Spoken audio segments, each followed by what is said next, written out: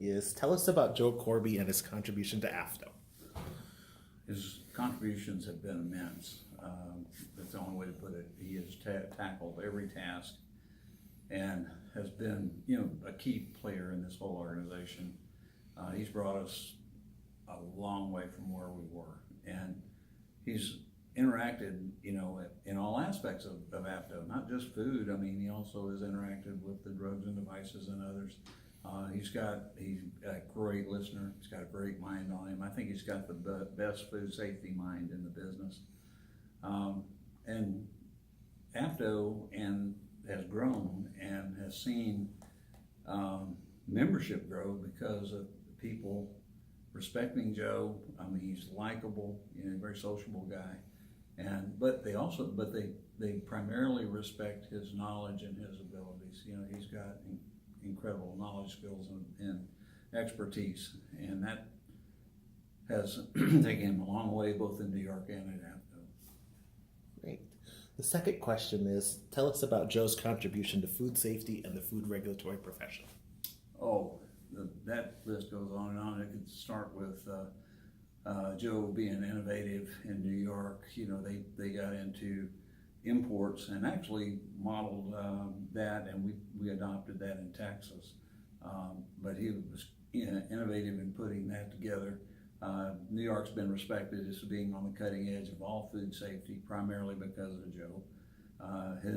His abilities to deal with people at all levels, whether it's commissioner levels or even congressional levels, it speaks volumes for the man. He's just a jewel.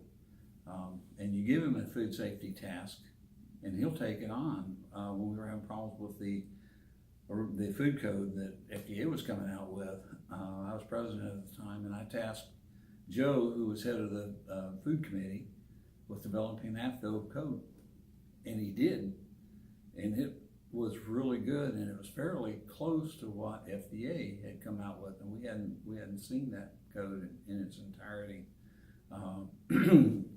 I tell you that story because I think we still have that model code in the AFTO office, and because of him and his ability, we were able to take on the CFP and FDA on the passage of their food code and hold it up until all the states could take a look at it and input.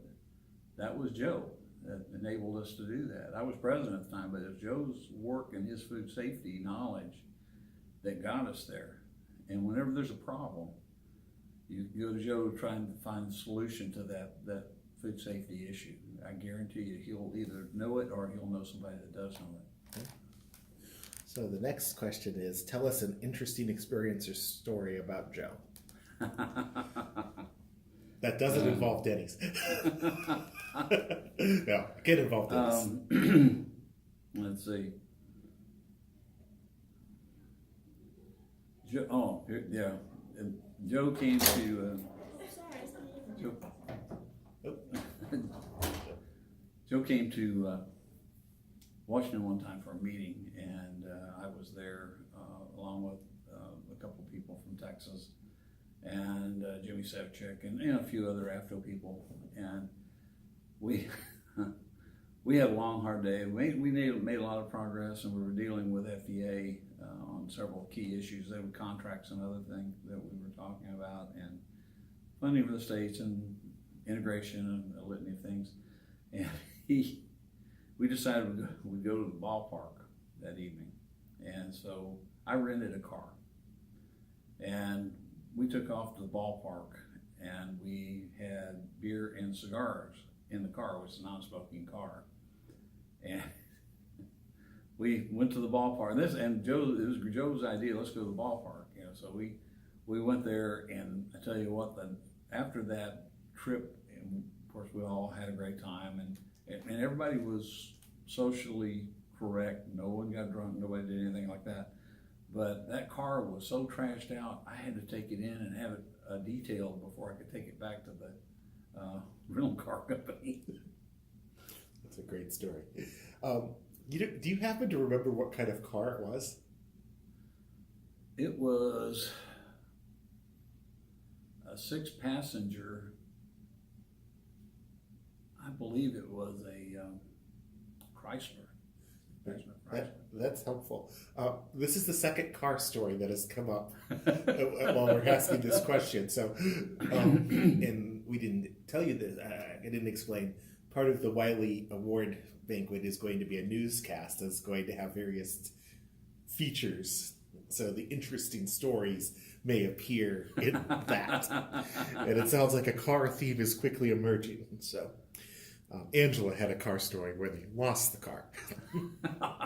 So what would you like to tell Joe about how he has impacted you? Joe, probably as much as anybody else, has made me a better regulator.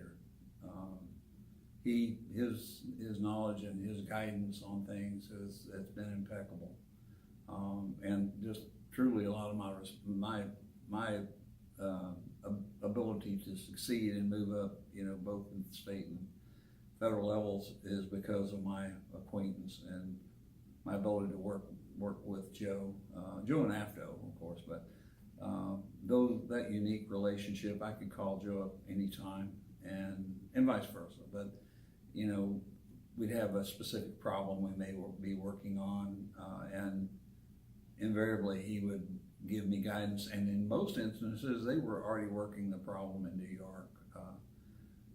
And then just being a very good friend, also, whenever there's, the personal issues you get into, friendships and stuff where you need, support and whatnot. He's been there, without fail. He's just been a tremendous friend. So we're gonna cut at that point, and then I'm gonna there. Now we're ready. I've been a member of AFTO or the affiliates probably for 42 years, something like that. And for me, it's been about having peers that you can work with. It's been the whole collegial environment, the purpose of mission, and AFTO made me succeed. No, there's no two ways about it. I would have never been the ACRA had I not been active in AFTO and been able to do the things I did. AFTO also got me recognition out there. That was a big part of it too. But it's a unique organization. I've never been in any organization like this where you had such a collegial spirit.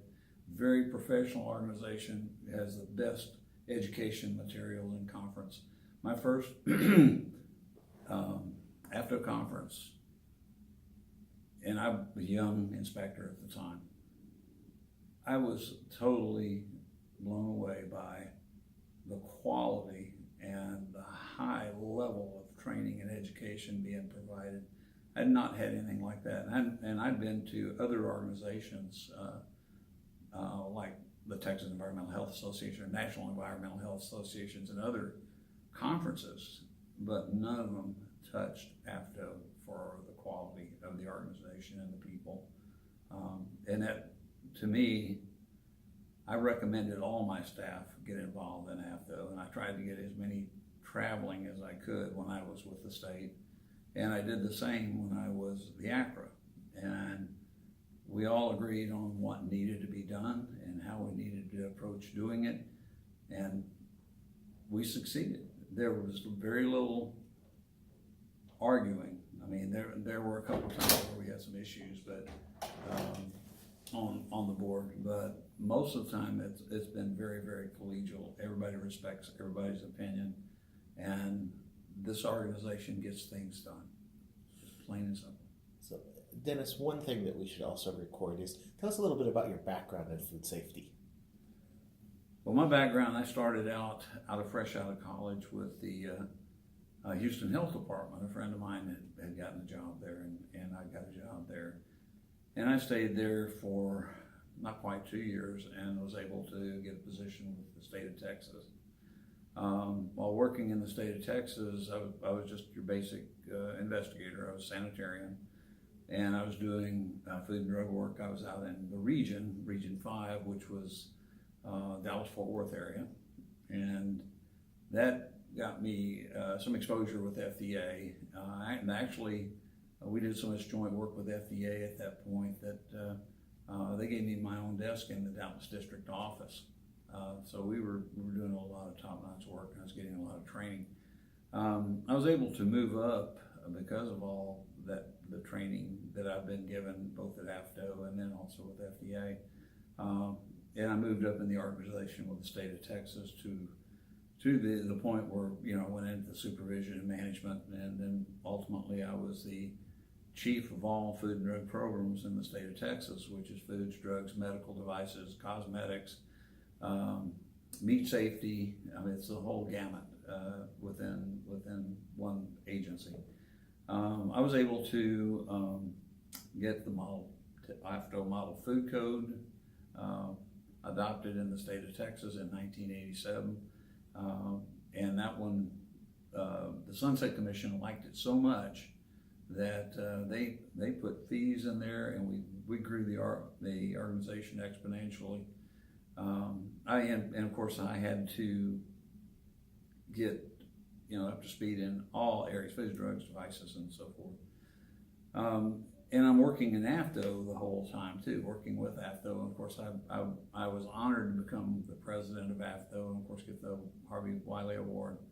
I was working as the chief of Bureau of Food and Drug Safety when I was approached by FDA, recruiting committee, and they asked me if I would apply for the ACRIS position at FDA.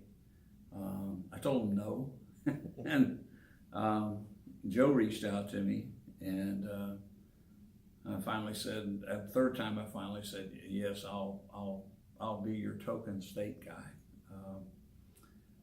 Little did I know I would get the job. You know, that I went through a 3-day interview process, and was shocked when Dr. Haney called me to tell me I was the selection, and I was going to be the new ACRA, was going to be the number 3 person in FDA.